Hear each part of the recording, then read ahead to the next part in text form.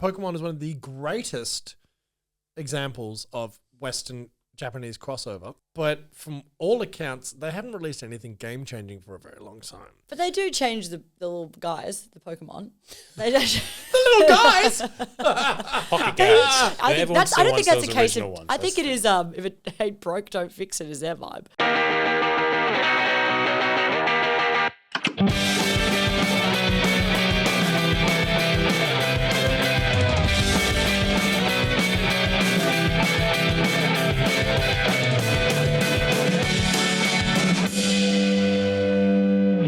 Well, hello, and welcome back to Gateway to Anime. Ever wanted to get into anime but didn't know where to start? This is the podcast for you. Charlie, how you going? I'm good. I'm excited to talk about anime once again and discuss all the things about it that I really love. Very, very eloquent. Graham, how are you, my friend? I think Charlie summed it up. I don't think we need to add anything else. You shut this whole thing down. That was the whole episode. Yeah, that's it.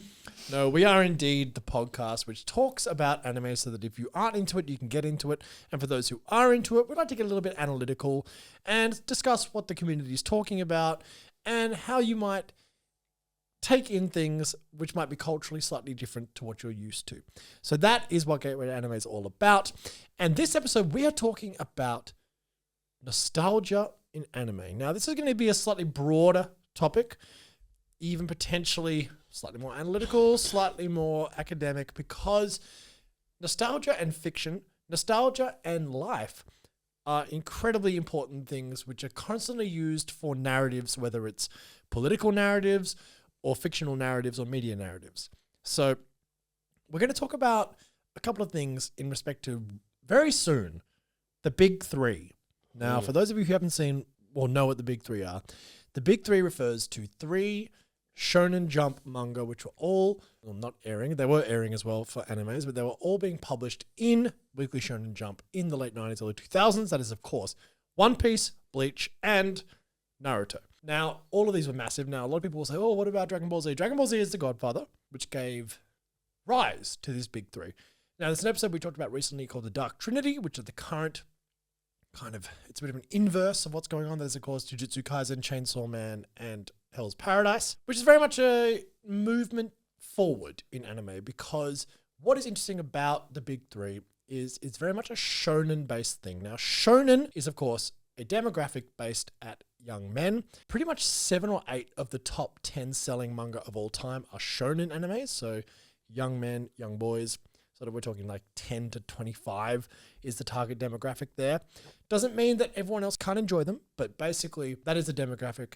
That is how Japan differentiates. You've got shonen, seinen, young men, older men. You've got shoujo, josei, young women, older women. Now, it doesn't mean others can't enjoy it, but that is how they are marketed, and these are the market they're based at. So very soon, in 2023, we are going to have Bleach, Naruto, and One Piece all airing as anime at once again. This is a crazy time. Yeah. Insert Robin Williams gif from Jumanji. What year is it? Like, it's wild. First time in 11 years they'll be back on screen at the same time. Yeah. It's very interesting. So obviously, Can someone explain to me what the Naruto episodes are? There are 4 new episodes being released in September, which are basically going to be a kind of remake of the first few episodes of Naruto. Now, it's not going to be a whole new, they're not remaking Naruto. And of course, there is Boruto, which is a crime against humanity. So technically, Naruto is still going in Boruto. No, it isn't. It just isn't. It's not the same thing. Well, it's about his son. It's not. It's the same world, but it's not the same show. Written by the same guy. Yeah, but it's not the same show. It's not Naruto. No. Okay. But Yeah. the same. The But he's universe still a character is still in the universe. But what is a Boruto spin-off. trading off? Nostalgia, because it's all. Frankly, if you didn't watch Naruto, why on earth would you watch Boruto? You just wouldn't. Someone out there has. I would love to find that person I'd who's like just to like find that. doesn't know There about must the be. prequel. They're like, oh, the There must prequel. There's a- What's that? Oh. Yeah, because there's people out there that have watched Dragon Ball Z who have never watched the original Dragon Ball. That's me. Like, I watched Okay, that's Dragon true. Ball I'm Z one of those before. people. Yeah. That's true. That's Big fan of Naruto, are you? Huge Naruto fan. Naruto who? Minato who? Yeah, I think you're about to say One Piece is the only one that's been continuously running the whole is time. correct, We're still yes. on the same story. We've talked about this many times about how Oda is a beast. very dedicated mangaka and creator, and we are about to have not only One Piece anime airing, the manga can go. We're about to have a live action Netflix show of One Piece coming out. Yes, we are. This is a huge deal. And also this year as well, right now at the time of recording this podcast, there is a remake of Rurouni Kenshin, which is one of the big gateway animes for you and I, Charlie. Mm-hmm. Now, again, we've talked about this a few times before. Obviously, the author, mangaka, is a very problematic figure and one who probably shouldn't be celebrated in a way, shape, or form. However, in Japan, Rurouni Kenshin is massive. And also, it broke heavily in the West, too. It is the seminal samurai anime manga that exists. There's no question about it. It's huge. Absolutely massive. That's been remade. This year, earlier, we just had a Trigun remake as well. Again, another classic 90s anime and manga, which got a very different remake. Mm-hmm. It's nowhere near as, it's not like the same show remade in which Rurouni Kenshin's kind of doing. Reimagining almost. Very much a reimagining. And we're seeing more and more of these go on. And we see it across all media. So, Graham, I would like you to talk about Star Wars. Because, of course... Okay. Did you just pick a random franchise? Well, no. If we're going to talk about nostalgia yeah, and what one might consider a cash grab or one might consider something which couldn't possibly be made, which wasn't made before it, it is purely trading off nostalgia. I mean, the first 3 episodes of back in early 2000s was a bit of a disaster. But, I mean, box office not so much. 1997 to 2006? Something like that, yeah. I think, yeah. I don't know if they're trading on nostalgia. You don't think? I don't know. Well, the new ones certainly are. Yeah, of course, because you've got the return of legacy characters and Harrison Ford and all that stuff. Yep. Totally. But I think the prequel trilogy definitely did try to strike out on its own. Okay, yeah, that's fair. But I think at this point we're living in a world of IP. Yes. Rather than nuanced films and all this type of stuff, and it's just they're huge money spinners for every way you look at it. And I feel that's what anime is just about to realize. You've had Cowboy Bebop, you've had all these Death Note, you've had all these sort of Western interpretations because it's getting more and more mainstream. Yes. So I think they're now looking at things as IP. As we've done Star Wars for 20 years, we've done Star Trek, all these other things. I think the West is sort of looking over this, to the other side of the world and going, oh, we can take that and put our own spin on it and see what happens. Well, most of the time, it's not good. But they're going to keep trying. It hasn't hit. Something will eventually. And something will.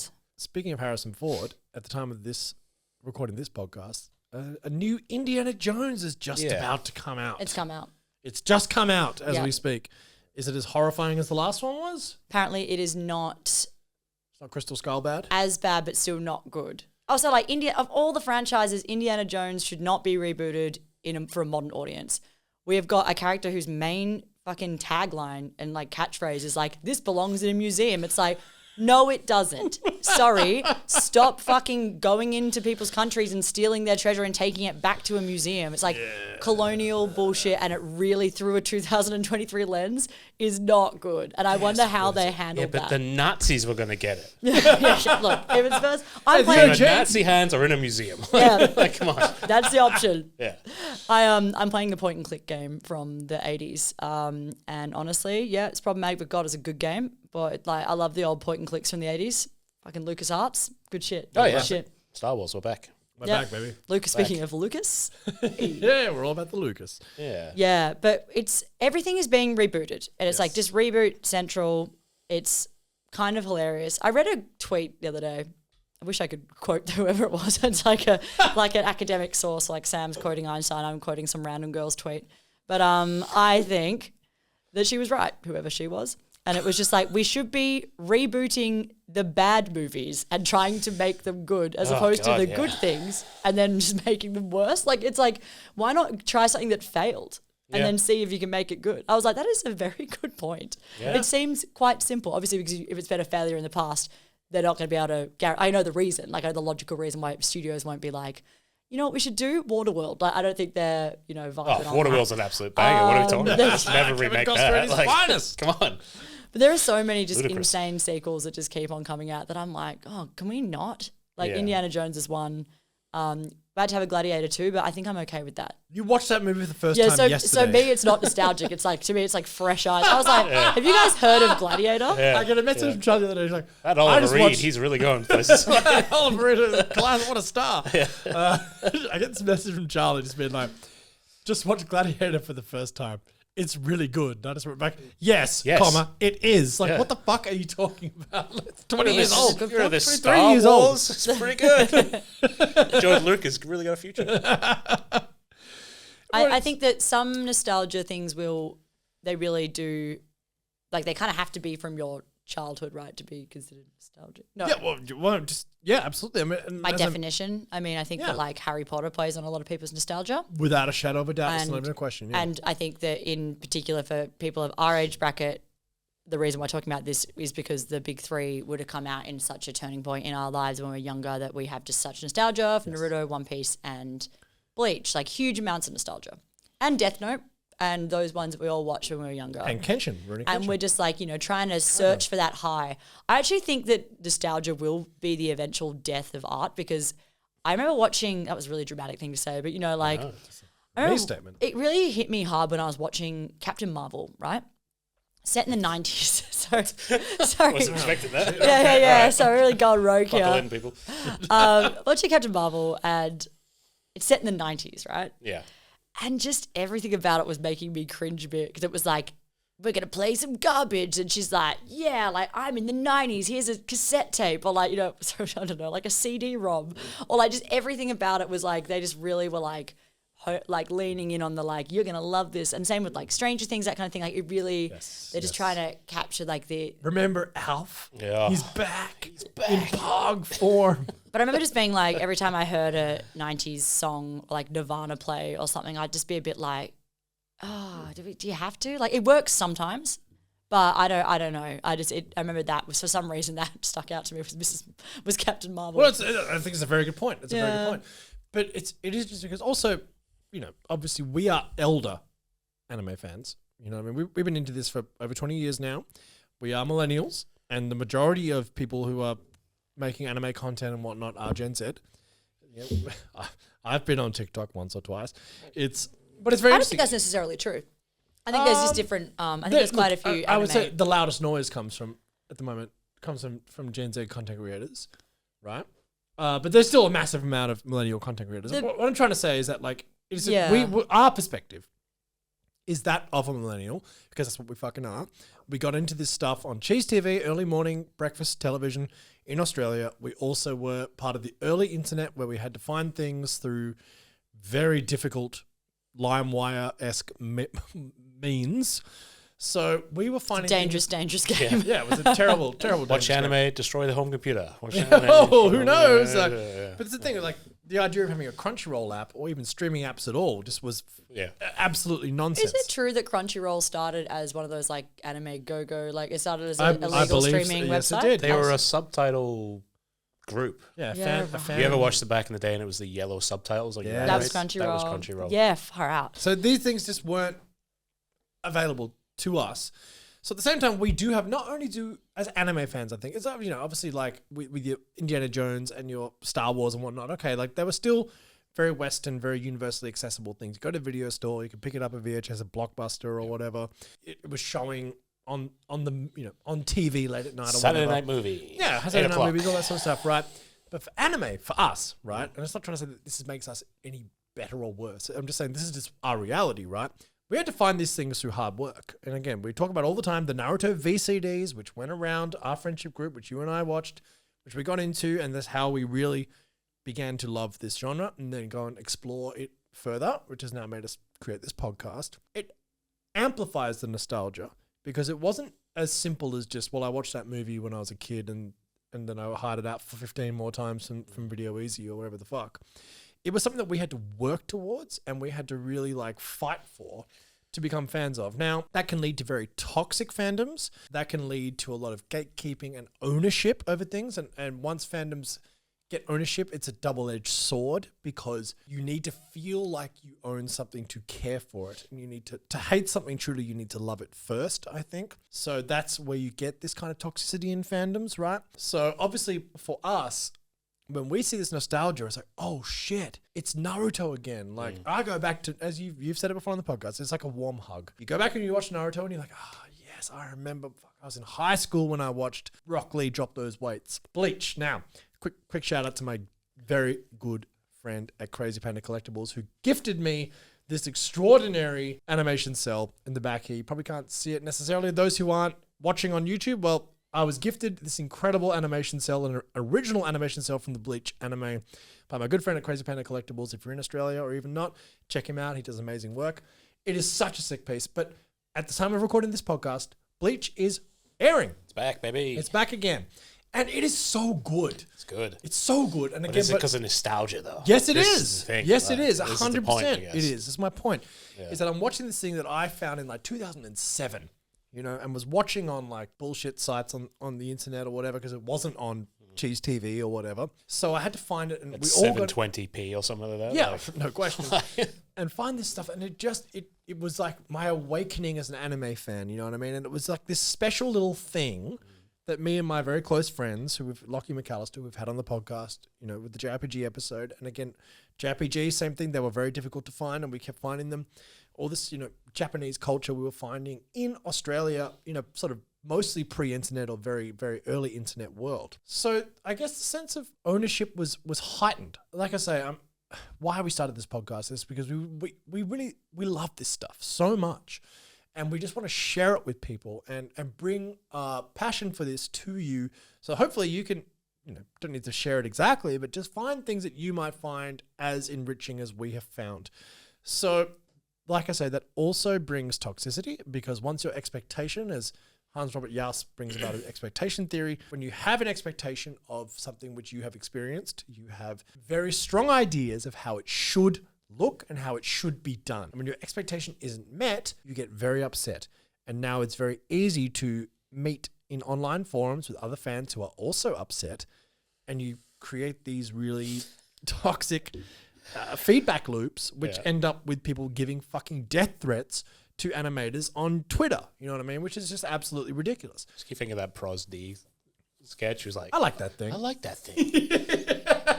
I like that thing. It's a perfect example. It's a I perfect hate that example. thing. Yeah. I hate that. Well, exactly right. Yeah. Exactly right. So I just find it very interesting. And now we're in this phase where like anime, and again, we're always coming at this as Western fans of an Eastern medium, because nostalgia probably means a completely different thing to a Japanese audience than it does to a Western audience, right? Now, it doesn't mean that One Piece, Naruto, and Bleach aren't nostalgic to Japanese audiences. Of course they are. But it just means very different things. And I find that really fascinating. I find it incredibly interesting. I'm just going to read out a quote now. This is Anne Allison summarizing Susan Napier, who is an extraordinary academic who talks very specifically about manga and anime from a Western perspective. Susan Napier's studies say that American fans are engaged in a relatively new form of spectatorship, that of the committed fan, whose interactions transcend issues of modern boundaries.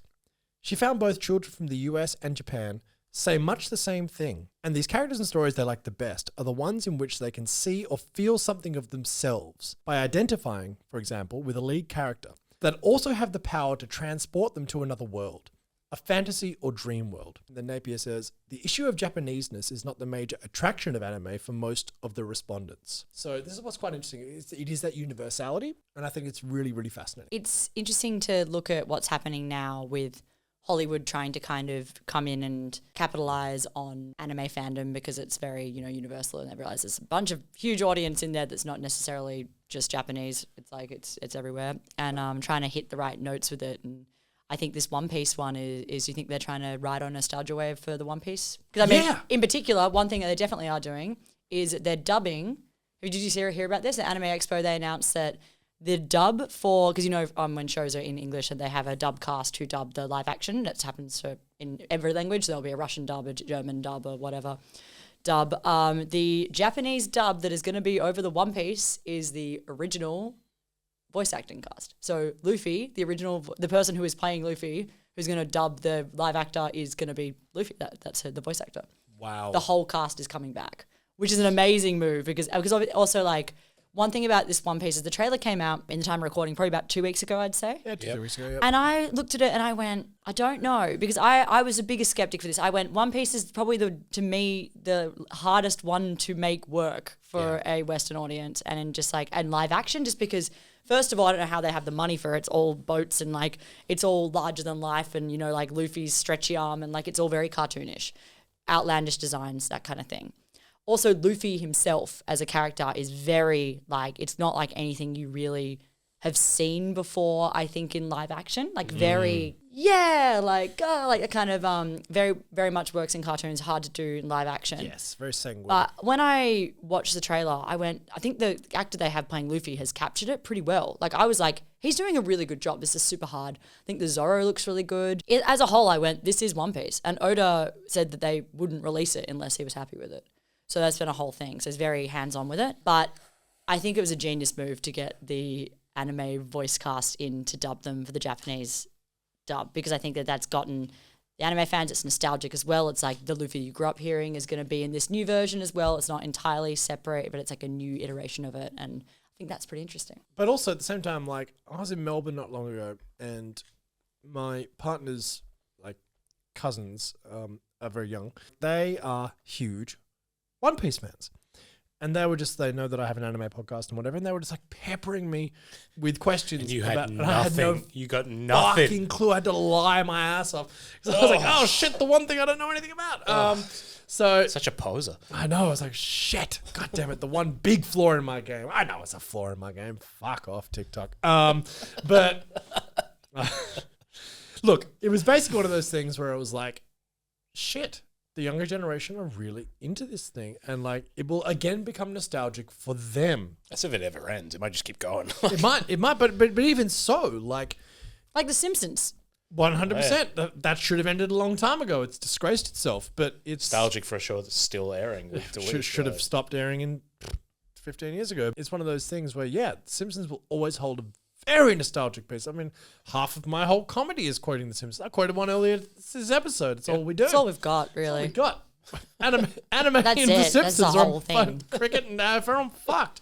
Life would have no meaning. Gladiator now for me. That's a whole Gladiator. That's a new That's a one. whole new thing. That's our whole personality from That's now on. it. I'm going to watch Troy next, I think. Oh, jeez. No, that's a shit film. But, Are you sure? yeah, no, I'm pretty sure. Eric Sounds- Bana, Brad Pitt, That sounds good. Honestly, you're not selling Orlando it. Bloom, Orlando Oh, Bloom. wow. Okay, keep going. Ryan Cox. I I don't know so much about the cast of this movie. I haven't It's seen a in good 20 cast. years. It's the same as a shit film. Yeah. Anyway, I just find it incredibly interesting because, like, you also talk about, for us, like Fullmetal Alchemist, which, again, if Charlotte moves, you can see I'll greed here. And for those who aren't watching, unfortunately, we just got a brand new little greed to add to our new studio, which looks very, very cool. Fullmetal Alchemist is one of the most nostalgic pieces of art that I have to draw upon, because it literally, like, was not only one of the big gateway animes, and I'm talking the original before even Brotherhood. It's one of the things that quite literally changed the way that I view fiction. You know what I mean? I love it so much. And if something was to be done now, like if it was to be remade or whatever, I'd be hysterical. You know, I'd be super excited or like skeptical. And again, this is the well, it's funny because that duality. was remade in the time in which Well, you. yeah, Brotherhood, yeah. So, and, like, But it was He was remade. hysterical, though. It was remade. I did refuse to watch it at the start. I was really. Yeah, right. You had to force me. I mean, not force me. Oh, You yeah, literally yeah. just like you had to watch Brotherhood. I didn't watch it until 2012. Oh, wow. I was like, nah, I'm right about this. I Yeah. was so wrong about that. I've never been more wrong in my life, other than maybe about Troy. We'll see. Oh. That could be. Yeah, come back to me. But this is where nostalgia comes in, right? And it both, and look, I mean, Ross is probably going to kill me for this, but Ross Cesare, a longtime collaborator of ours, who is obviously our Pokemon expert. If you think Pokemon isn't trading off past glories and nostalgia to keep releasing the fucking garbage they're releasing, then what are you talking about? Of course, I mean, Pokemon is one of the greatest examples of Western Japanese crossover and cultural odorlessness. But from all accounts, they haven't released anything game-changing for a very long time. But they do change the little guys, the Pokemon. They do. Little guys! Pocket guys. They change them up, you know, like, and I guess, but I think everyone that's, still I don't think wants that's a those case of, original ones, I think that's it is, if it ain't broke, don't fix it is their vibe. Not so much trading it off nostalgia. They're still making No, it's nostalgia, trillions. dude. Yeah. It is the most popular piece of human media ever produced. Yeah. and it's like not even close. Not even close. Massive. But at the same time, like it hasn't been paradigm shifting like it was for a very, very long time. They're just kind of just changing it up a little bit as they go along, right? And such is the rusted on audience, they'll accept anything. Now, that's not me trying, again, I haven't actually played anything. I just do a lot of reading of reviews of things since they've come out, and I've read a bunch of things which are just like, this is pretty average, but like people still buy it. People still love it. I mean, I had a coal cart for a fire Pokemon called, what was it called? Coley? It was like Cola Cart. It was like something really, it was like something, but honestly, I was like, this is... not even trying anymore, dude. Like, but I was like, you know what? This is forward thinking. That's new. That wasn't in the original 151 Pokemon. So go play Pokemon Sword and then tell me how you really feel. No, it's been the same for years and years and years. Game Freak, keep doing what you're doing, yo. That's gold. You know gold, that. Jerry. Yeah. But look, I guess the whole point of this is that Hollywood has fallen entirely victim to the remake train. It's all we're seeing non-stop. It won't end. It's reboot after reboot after reboot after remake after remake after sequel. I guess the question is, will anime do the same thing? And is it a bad thing if they do?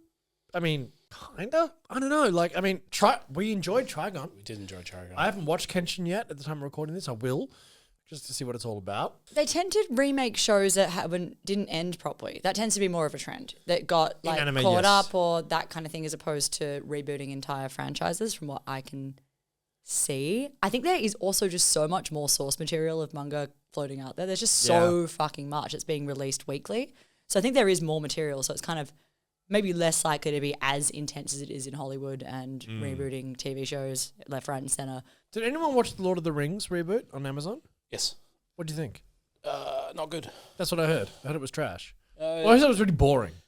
It wasn't boring, but I think it's a weird thing because the Tolkien family still holds the rights, but what they sold to Amazon was the appendices of the Silmarillion. So it's like they're trying to build a series out of like nothing, really. Right. Like cliff notes in the margin. Like, oh, we can make a series out of that. Like, right. But again, you are trading on nostalgia of those original films that came out in the early 2000s. It's also the most expensive television show ever made. Oh, it's money. You see it on the screen.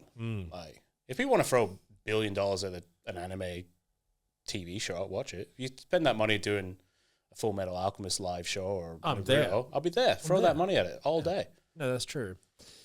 I'm the problem. I actually enjoyed the House of the Dragon, so the Game of Thrones kind of prequel. I liked it, actually. So, you know, sometimes it can work, and if like the world build is good enough that you can tell a different story within the same world, that kind of thing, I think there is scope for that. The most ridiculous reboot I've heard of recently is the Neighbours reboot. So they finished Neighbours last year. They did. They got all these. They got Margot Robbie back. They got Kylie Minogue. They got so many people back for one episode to say farewell to the beloved Ramsay Street. You know what will Toadfish do? I didn't know, but now I do know because he's back and better than ever in Neighbours reboot. And I'm like, what? For anyone who's listening outside of Australia and the UK, Neighbours is a very long, 30-plus year procedural soap opera. We have two of them in Australia. There's Home and Away and Neighbours. Home and Away has become far more successful nowadays, but Neighbours was the big boy back in the OG like, was the 80s first and 90s. one. Big, you know, Kylie Minogue, you know, big Jason Donovan, again. Margot Robbie. I think if you're an actor from Australia, you've been in one of these two shows. Yeah, Absolutely. 100%. Chris Hemsworth's in Home and Away. It really is a launching pad. And Ryan Quanten. But there are certain actors who have been on the show from the start, like Carl and Susan's still there. Alf. They've all survived weird storylines, including that storyline. I think I've mentioned this on this podcast before. I talk about it way too often because it lives rent-free in my brain. But there's like an episode where Susan Kennedy slips on some milk or some water in the kitchen, smashes her head, and then gets amnesia and thinks that she's a teenager, but goes outside, is confused, and sees because the local school is having a 70s themed disco and she was a teenager in the 70s, she thinks that she's a teenager and follows them to the school disco. And like, that's a whole storyline. I'm just like, who wrote this? Like, what is going on? Genius. Honestly, genius. it's Absolute freaking genius. Pure genius. I think Toadfish has got 2 dead wives. Like, he drove off a cliff with one and then like she came back with a twin. Like, all these crazy storylines. Anyway, It's very much Days of Our Lives They're kind back. of vibe of Dr. Australia, Drake right? Moray. Like, they're back with Misha Button. or Hollyoaks or EastEnders, Yeah, it's our that- version. That Australia's version of that. Anyway, so I'm confused. That reboot happened way too fast. It was like, let it breathe. And we're sit like, back no, we're back on Ramsay Street. Right back in with Misha Button. Misha Barton from the OC, which is one of my most nostalgic shows, the OC. Again, big I nostalgia think if stuff, I right? hear that opening theme, I transport to a very particular point in my life. California. Yeah, it's just like everyone was watching that at the time. It was one of those shows Big that thing. like, same with Lost, huge nostalgia show for me. Massive. Like there's John Locke did certain- nothing wrong. did so much wrong. He did a well, lot wrong in no, that show. not He ended up necessarily. being the villain. Okay, don't. Anyway, I kind of lost. I got lost. I think me and the entire writers' room got lost at a certain point. And no one knew what was going on. But there are certain things, nostalgia hits, and I think it very much is adolescence and that kind of like when you're transported to a particular time. I guess with a lot of these reboots of bringing back the old stars, and that's like a real novelty thing. I think that is new for the reboot things, like that kind of, usually you do like a new show and you wouldn't have the old people come back, but I think people are just keen to come back and keep doing it. I don't know. Well, an interesting one is a very good example of a remake, which I loved, was I never saw the original, in fairness, was Battlestar Galactica. Oh yeah. Which was a huge 1970s, pretty schlocky, like, sort of, Star Trek-y style 70s sci-fi. But they did the remake in the early mid 2000s, and it was fucking outstanding. And they had the guy Show, yeah. playing Adama's son, Apollo, thank you. He was playing like the bad guy. He originally played Apollo in the 70s, and he played like the bad guy. Oh, he was the mayor, or he was running for election or something like that. I can't remember his sort of. name. Like a cameo, Yeah, he was in it a fair bit. So they did that kind of thing, but like I loved that remake. So like, again, a lot of the stuff that we aren't aware of, like, things that we're like, that was great, are actually remakes. So it's like, it's a cycle, but it's just happening more and more now, like beyond kind of, or they're rebooting things before they're even finished, or like, it's kind of and the reboot's here. We've got a prequel, like they won't let things. It's a good thing. It's a big thing in our current superhero obsessed thing. We've had 8 Spider-Man movies in the last decade and a half. But can we all agree that Into the Spider-Verse, and I haven't seen Across the Spider-Verse yet, is by far the best Spider-Man movie of them all? It's not even close. The first Spider-Man's really Are good. you going to sit here and tell me? Spider-Man 2, maybe. Yeah, Spider-Man 2. Charlotte, Is you that Sam literally Raimi? like screamed Sam at Raimi, me yeah. for like 3 years to go and watch Into the Yeah, it's one of my Oh, it's favorite fantastic. movies. It's amazing. But I do think that the Spider-Man, you can't discredit Sam Raimi's Spider-Man 2. Yeah. I'm not trying to do that. I'm Yes, just you trying are. to say- You I'm literally, trying to say- you literally did that. I am trying to say Into the Spider-Verse is way better. And objectively, that's true, and I won't take any more I love questions. Into the Spider-Verse. It's my personal favorite. I do think that there's an argument to be made. I'd watch Spider-Man 2 again. It's been a while. It's a good I film. say. It's a good film. Again, here's the nostalgia. It's hit me again. The nostalgia This is- Spider-Man and I 2. get it. But also, you see, I mentioned it at the top of the podcast very briefly, but you look at stuff like Donald Trump's campaign in 2016, right? Make America Nostalgia. great again. That's Are exactly you what nostalgic for it? I'm Well, nostalgic for 2016. look at what his slogan was. Make America great again. Again from what? It's obviously a fallacious statement because like, yes, the 1950s, good times. Women couldn't vote and neither could black people. Good times. It's like, what the fuck? And it's just similar thing which people evoke these kind of, these steamy-eyed, like kind of Rose-colored glasses. Rose-colored glasses. Steamy-eyed? Steamy-eyed. What's that? There's misty eyes. You can't see. You have misty eyes. Okay. Rose-tinted glasses. Steamy eye. Rose-tinted glasses is better. That's not an expression. Oh, I've got the steamy eye. Misty eyes is an expression.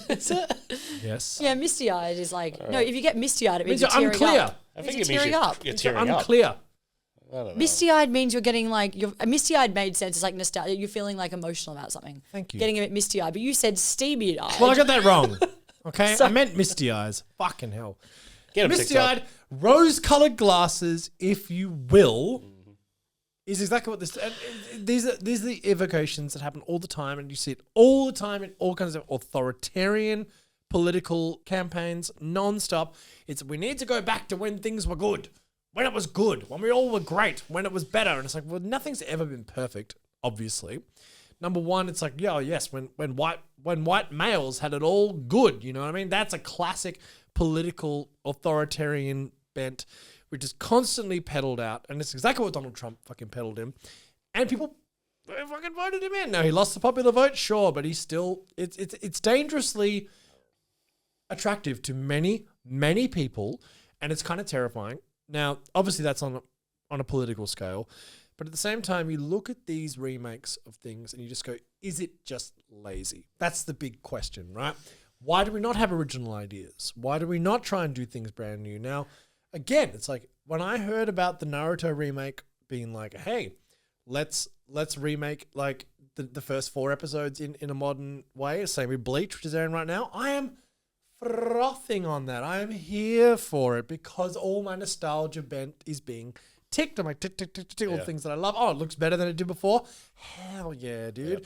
So this is the thing. It's interesting. And I get how it works because it works on so many different levels from a societal perspective in every single psychological way that humans function. So I get it entirely. And I just wonder, I don't know, is it a good thing or not? Is it, as you said, is nostalgia the death of art? It's a big question. There are always going to be classic texts that are remade, and that's sort of different. Again, like you wouldn't call Pride and Prejudice a reboot, like if they do it again. You're like rebooting Pride and Prejudice. Like they have, though.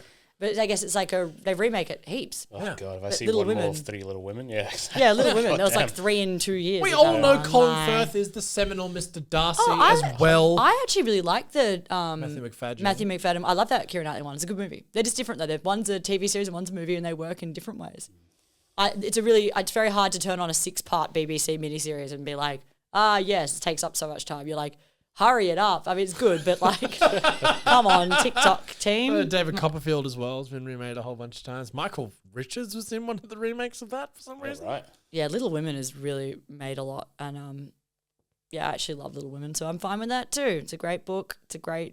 Made quite a few good movies have happened of that, but yeah, we don't probably need another one for a while, so everyone could just chill out on the Little Women for a bit there.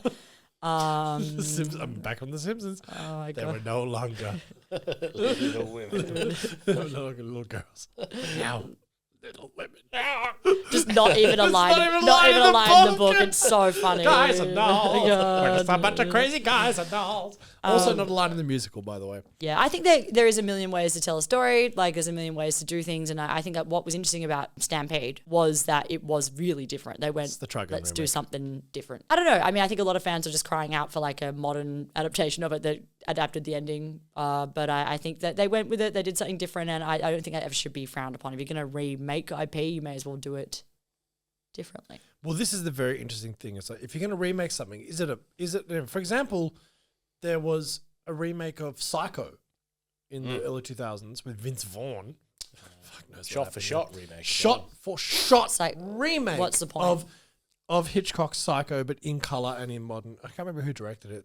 I should look that up. But Ed like, McMahon. I don't know. you just look and you go, what the fuck is that for? Yeah. There know what was I mean? so Like- many for a while there was like a lot of remakes of like there'd be like a British movie and then they'd just remake the American version. It was like pretty much the same. It's like but we all speak English. Like what that like and even me making I'm always just like could just watch the actual film. Like I do wonder about shot for shot. It seems really It redundant. makes absolutely no sense. We've done Halloween and Freddy and Candyman.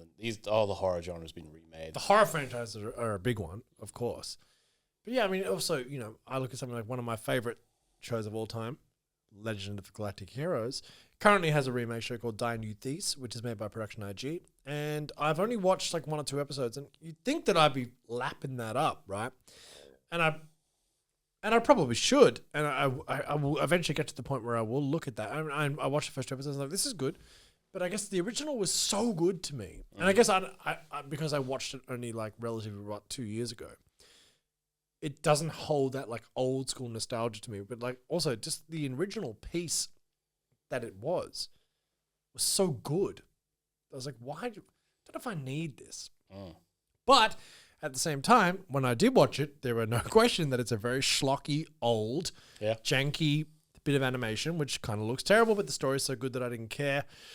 So, I don't know. I guess it's kind of giving me all the things that I want. But then I guess I understand why I haven't watched it. But like, what's the point? I guess if you like the original, you've already got it, you've already watched it. So it's just But like this rehashing. is the point, right? Yeah. Like, this is the point. I feel complicated about certain things I like remakes of, and I think there is a place for certain adaptations and everything. But I just there's a lot of things that could be adapted or could be done. There's a million in the anime world. There's a million shoujo sides that are just begging to be adapted into anime, and they never fucking are. So they could do that instead of rebooting everything else. Yeah, I think that if the Kenshin creator wasn't so problematic, I would say Kenshin was definitely probably due for an update. Like that's one that I think could work. People would be fans of. There's very popular live action films already. I loved that they redid Fruits Basket because they did the you love ending that, properly. right? Beautiful. That was huge, right? They needed that though. Like they didn't do it right the first time. There's ones that were not done right. Like Fullmetal Alchemist. I think Hellsing. There was a remake of Hellsing as there well. was, yep. They redid Evangelion, which was not good. No, should have left that alone. Yeah, so it kind of just depends on what you're doing, and sometimes there have been better versions. But And there's people begging for an anime original ending for Attack on Titan too. Like it's sort of never like just adapt it properly. Let me ask you a question. Of all the shows, what would you like most a remake of? The obvious answer is Berserk. I would say obviously it's Berserk. Well, we've already got Naruto coming. Reboot back or for remake? There are ones that exist that we want, and Berserk is one of them, obviously, because the 2016 one where they rebooted it, not rebooted it, but re-picked it back up from where the original 1997 anime finished. It was a fucking disaster. And I've never seen a fandom turn so hard on something we were supposedly wanted. And you know what? It was difficult because I also spent longer than most being like, guys, it's pretty good. This isn't bad. And then after a while, I had to actually be like, it's fucking terrible. I don't know what I'm doing. I just wanted it so badly to be good. And it was just like shitting on something great.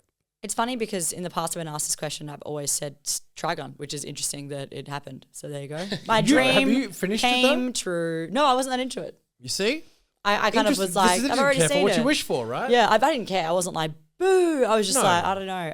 I feel like a part of me would be interested to see Naruto done in a modern style and not as an ongoing, like, I think that is going to be interesting and I'm kind of excited for that. The other one that I think I would love to see redone, oh God, it's just too problematic. But I think young me would have said Ouran High School Host Club. Yeah, okay. Yeah, I also want Yona of the Dawn needs a season 2. Oh, yeah. Yep. There's a bunch of things that need to be continued. I feel like a part of me wants to be like Revolutionary Girl Utena, but I really love the animation of the old one. I think it's like that's a part of the charm. I don't know if it would be as good. So I don't know really, but there's a bunch of things I'm sure I would love to see redone eventually. So that's your Legend of Galactic Heroes sort of thing. Yeah, I think so. I don't think I have one right now. Really? Fullmetal Alchemist Brotherhood is still fairly recent. It's 10 years.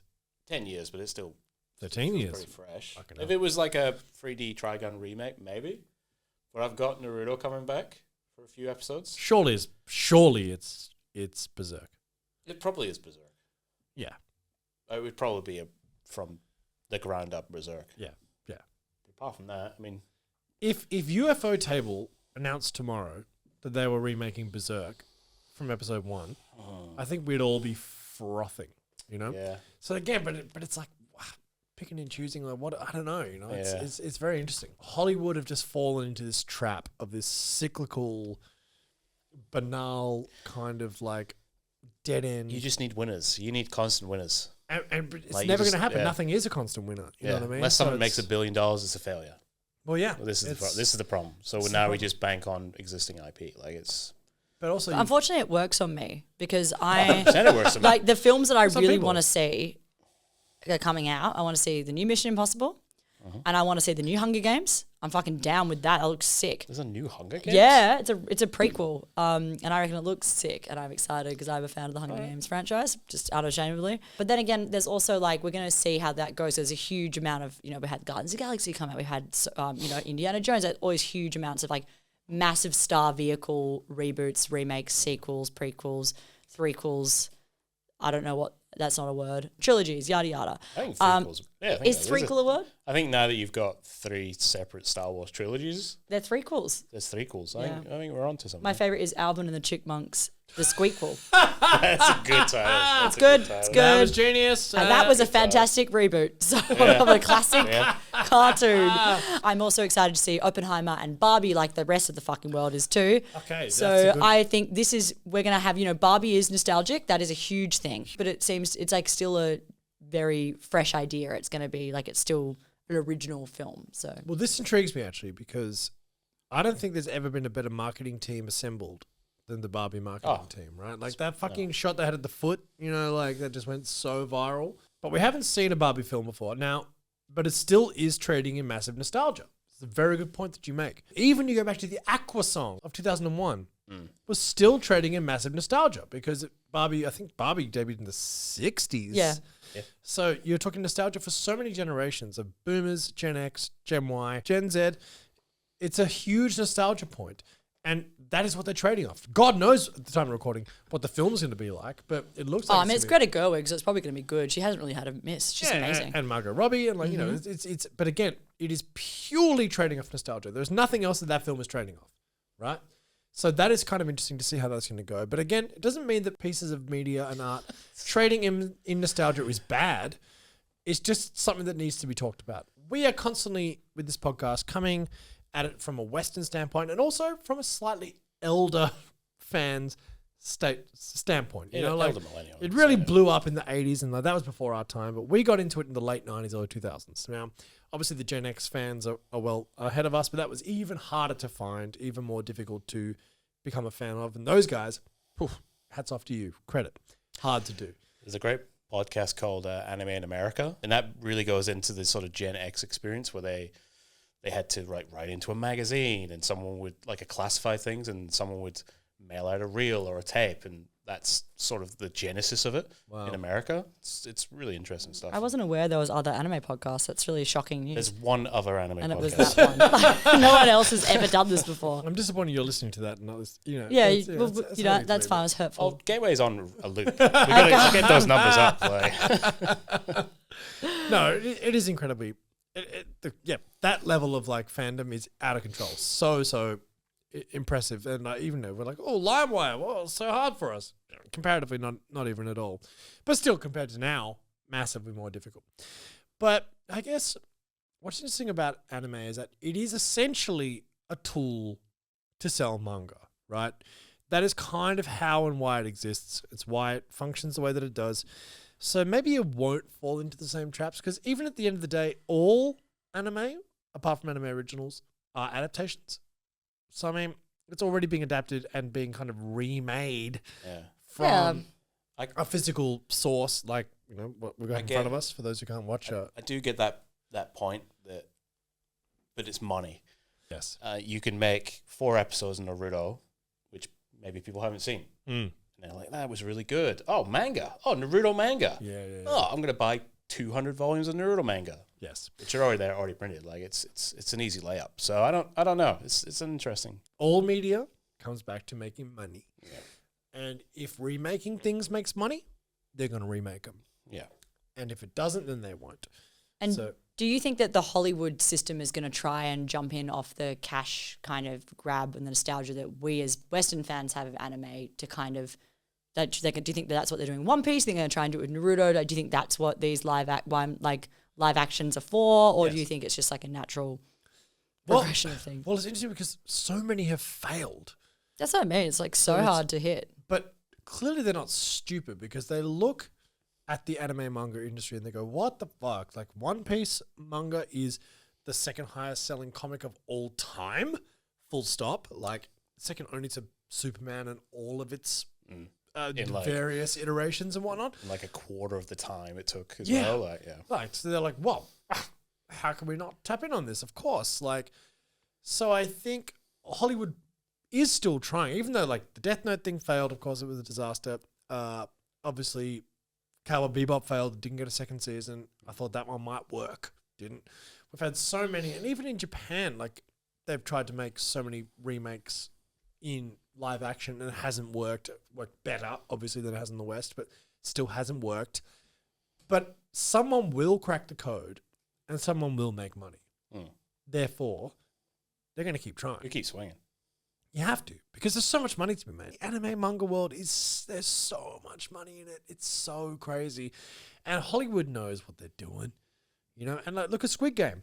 I mean, obviously live action, but the most successful Netflix show of all time. And it's a South Korean show. There are so many elements that they can make here and so many things they can not exploit necessarily, but it is Hollywood. So yeah, I guess kind of exploit or just jump on the bandwagon for. So yeah, I think Hollywood are still trying to crack the code, and I think they're going to keep throwing stuff against the wall and seeing what sticks. You know what would work? An HBO Berserk live action show. Man, there's so many that would work. It's so ripe. It's so easy to do.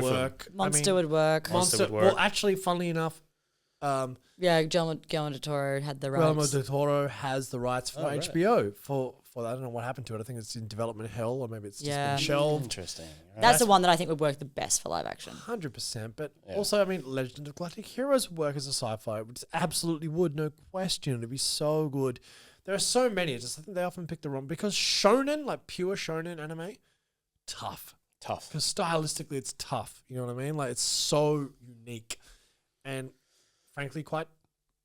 I mean, it's aimed at children. You know, Yeah. so like when you try and make it into an adult thing, it just doesn't fly. Whereas One Piece, I think they could probably just not make it. I think it could work if looks if they pretty kiddie. tap into the kid market. Surely that's going to make them the most money out Obviously. of everything. And we'll see about Avatar goes, the live action of Avatar. Now that's going to be very Airbender, interesting as because well. that is Massive. very much aimed towards a younger demographic. And It's nostalgia based as well for those older. absolutely.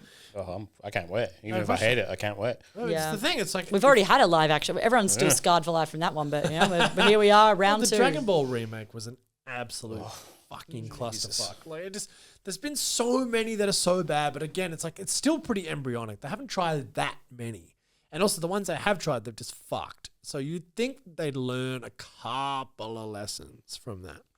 So I don't know. It's very interesting. There's so many shows that I could just see being good, and the person who does it will make that Squillions. company and themselves millions and millions. So it's gonna happen. It'll come eventually, and I don't know. I just think it's very interesting. As you know, from our perspective, as older anime fans, we still, no matter how much we like to think we don't, we still trade in nostalgia. We're both sitting here wearing Naruto t-shirts. Damn It's right. been- It's been 20 years. Look at all this shit. Like, yeah, it's absolutely like.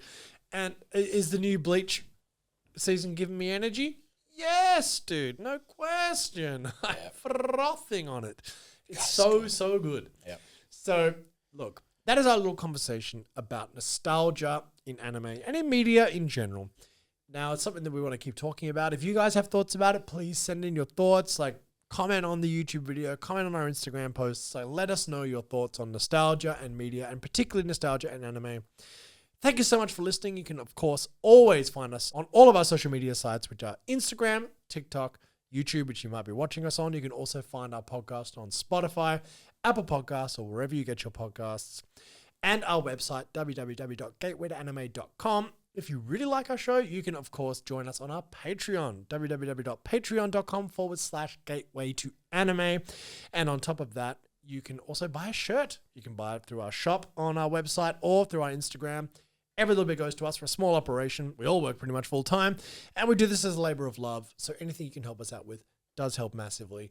And we just love talking about this, and we hope that you've been intrigued by this conversation. It's something that has always intrigued me. And guys, thank you so much for chatting again. Thank you. You. See you next time. Bye.